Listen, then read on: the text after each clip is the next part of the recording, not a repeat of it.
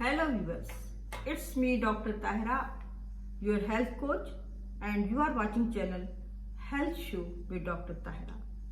आज हम अपने प्रोग्राम का आगाज अपने एक व्यूअर के क्वेश्चन से करेंगे। हमारे एक व्यूअर ने क्वेश्चन किया है, डॉक्टर मुझे एडवाइस किया गया है एक टेस्ट HbA1c। डॉक्टर ये HbA1c क्या टेस्ट होता है, मुझे इसके बारे में इंफॉर्मेशन दे और लेबोरेटरी जाने से पहले इस टेस्ट के लिए मुझे क्या तैयारी करनी होगी। डॉक्टर इससे क्या इंफॉर्मेशन मिलेगी। डॉक्टर हमारी फैमिली में डायबिटीज की हिस्ट्री मौजूद है, हमारी फैमिली मेंबर्स में काफी डायबिटिक पेशेंट हैं और हम ग्लूकोमीटर के जरिए फास्टिंग और रैंडम ब्लड शुगर जो है वो घर में ही टेस्ट करते हैं।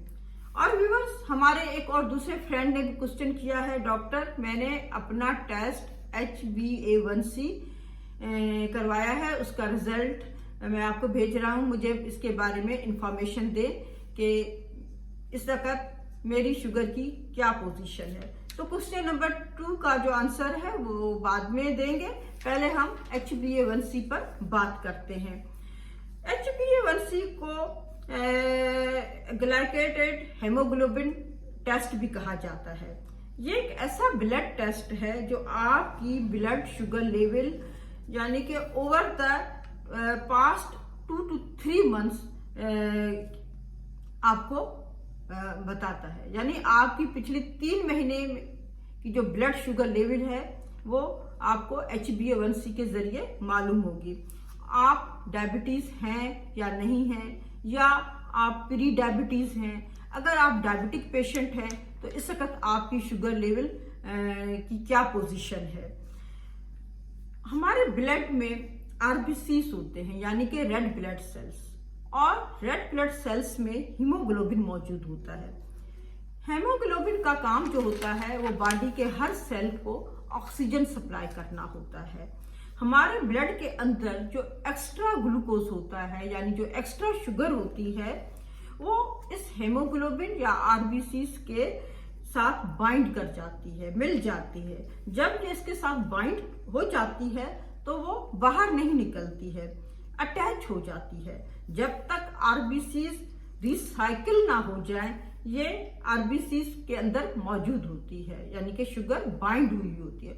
और RBCs रेड ब्लड सेल्स की जो लाइफ स्पेन है वो है 120 डेज यानी कि तकरीबन 4 महीने। इसलिए हम पिछले 3 महीने यानी प्रीवियस 3 मंथ्स की ब्लड शुगर लेवल की इंफॉर्मेशन HbA1c टेस्ट के जरिए लेते हैं। ये टेस्ट कैसे करवाया जाता है? बहुत सिंपल मेथड है। लेबोरेटरी में आप जाएंगे, आपकी वेन से ब्लड सैंपल लिया जाएगा और आपका टेस्ट किया जाएगा। इस टेस्ट के लिए आपको फास्टिंग की जरूरत नहीं है।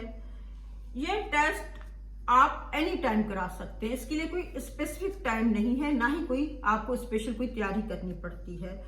इसमें फास्टिंग की जरूरत नहीं होती है और ना ही खाना खा के जाने की, जैसे कि रैंडम टेस्ट में किया जाता है।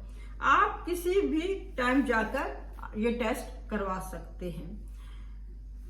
डायबिटीज के पेशेंट को मेडिसिन स्टार्ट करने से पहले HbA1c का जो टेस्ट है वो करवाना बहुत जरूरी है।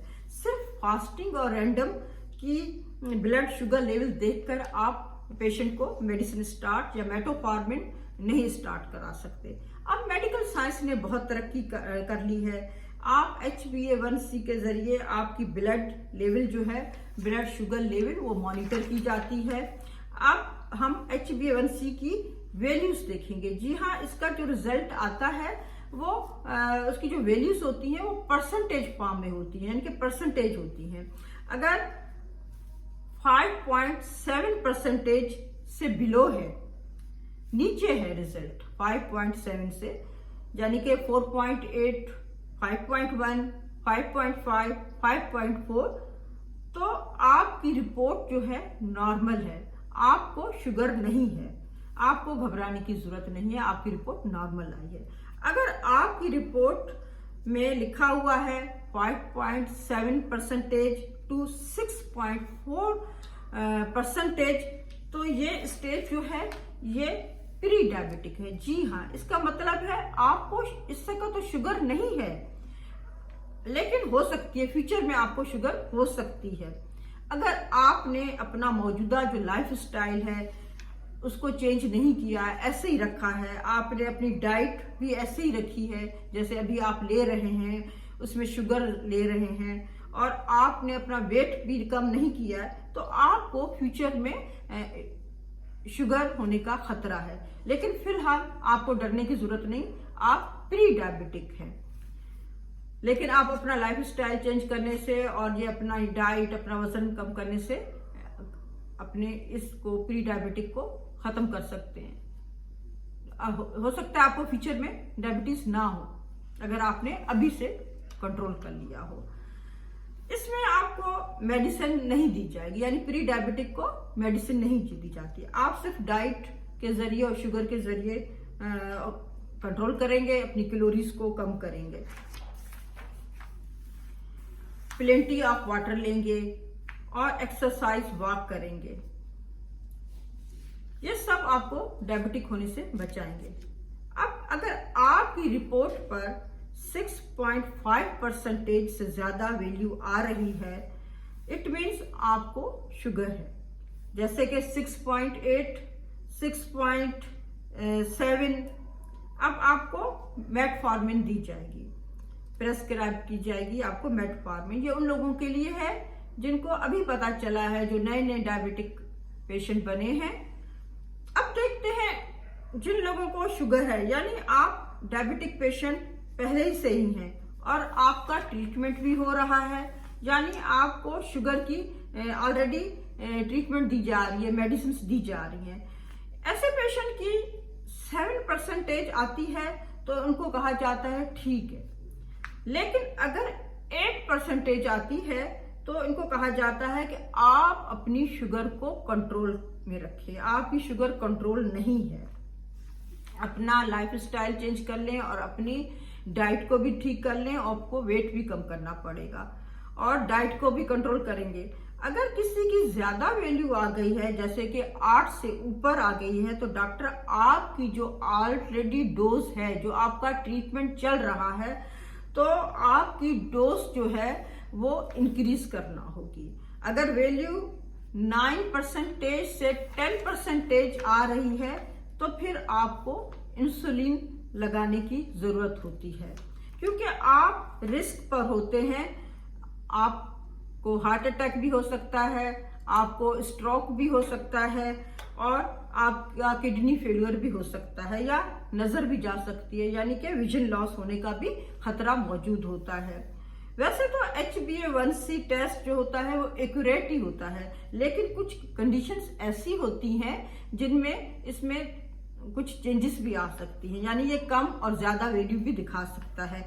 जैसे कि एनीमिया होना, थैलेसीमिया का पेशेंट है तो उसमें फिर इसकी वैल्यूज में चेंजेस आ जाती हैं।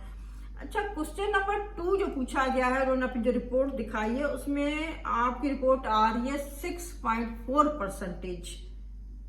इसका मतलब है आप प्री डायबिटिक हैं, यानी इसका तो आपको डायबिटीज नहीं है, लेकिन फ्यूचर में आपको डायबिटीज होने का खतरा है। तो आपको जो बताया गया है लाइफ स्टाइल चेंज करना, डाइट कंट्रोल करना, तो ये आप करेंगे तो अगर आपने कंट्रोल कर लिया सब कुछ तो फिर आपको फ्यूचर में डायबिटीज नहीं होगी।